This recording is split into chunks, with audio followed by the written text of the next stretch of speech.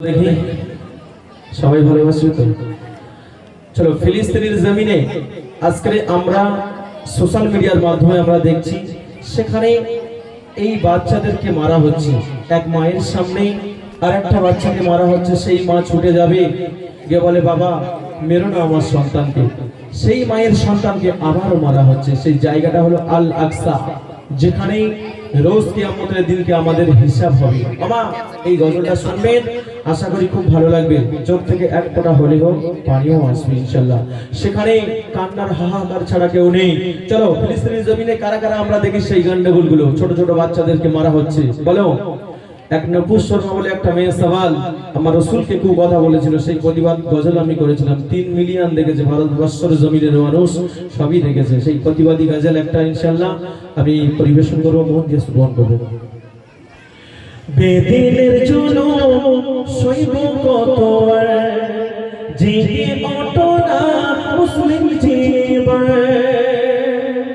বেদিনের জুলুম সইব কত আর, বেদিনের জুলুম সইব কত আর, জেগে ওঠো না মুসলিম জীবন। নারায়ে তাকবীর আল্লাহু আকবার, নারায়ে তাকবীর আল্লাহু আকবার। তোমাদের সন্তানকে যদি আজকে আমি আরো যদি ভাইরা মারে, তোমাদের বাড়ি সবাই ছুটে আসবে। ওই ফিলিস্তিনের জমিনে তোমাদের সন্তানকে যদি ওখানে মারা হয়, কেউ যাবে না মা। আরেকটা মা 10টা মা ছুটে যাবে, তাদের সন্তানকে মারা হবে। সেখানে কান্নার হাহাকার। কবি লিখছে, দেখো ফিলিস্তিনে কত যে সন্তান মায়ের সামনে কাটাইল জীবনদান। দেখো ফিলিস্তিনে কত যে সন্তান মায়ের সামনে কাটাইল জীবনদান। চারিদিকে আজ কান্নার হাহাকার। সেখানে শুধু কান্না ছাড়া আর কিছু নেই মা। আমরা যদি চুপে যাই, ঠেকাতে যাই, আমাদের সন্তানদেরকে তাদের হত্যা করে দেবে।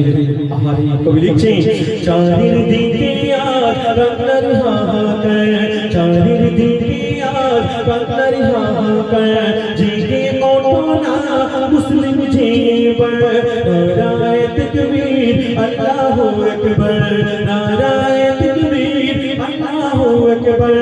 বেদিনের জুলুম সইব কত আর, বেদিনের জুলুম সইব কত আর। জেগে ওঠো না মুসলিম জীবন।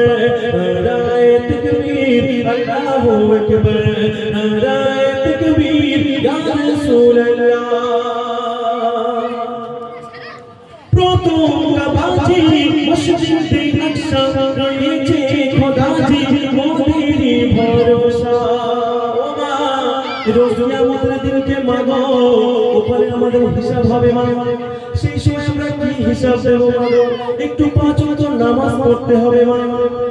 আমরা যদি 5 ওয়াক্ত টাইমে অক্তে নামাজ পড়ি, ইনশাআল্লাহ সব বিপদ মাফ হয়ে যাবে মা।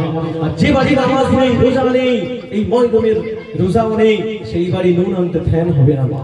এটা খেয়াল করতে হবে। কবি লিখছে, প্রথম কাবাজি মসজিদে আকসা, রয়েছে খোদাজি মোদের ভরসা। বেদিনরা করো না শত অত্যাচার, বেদিনরা করো না শত অত্যাচার। জেগে ওঠো না মুসলিম জীবন। নারায়ে তাকবীর আল্লাহু আকবার, নারায়ে তাকবীর আল্লাহু আকবার। আমার নবীর জন্য কারা কারা জীবন দেবে এই মল্লিকপুরের দেখি যুবকরা কেমন, কারা কারা নবীর জন্য জীবন দেবে হাত তোলা দেখি, একটু আওয়াজ দাও দেখি। নারে তাকবীর। মুসলিম দিতে পারে তাদের জীবন, না শহীদি সবারই মরণ। আজকে রাসূলের জন্য আগামীকাল মুহররম তো, একটু বলেন তাহলে ইমাম হুসাইন কাদের জন্য শহীদ হয়েছে বলো তো? আহারে ওই কাহিনী গজল আমি একটা ছোট করে যাওয়ার সময় পরিবেশন করে যাবো। কবি লিখছে, মুসলিম দিতে পারে তাদের জীবন, না শহীদি সবারই মরণ।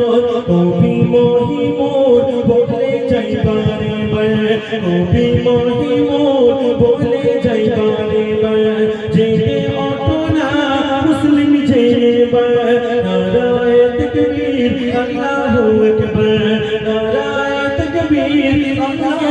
আকবার নারায়ে নারায়ে তাকবীর ইয়া রাসূলুল্লাহ নারায়ে তাকবীর ইয়া রাসূলুল্লাহ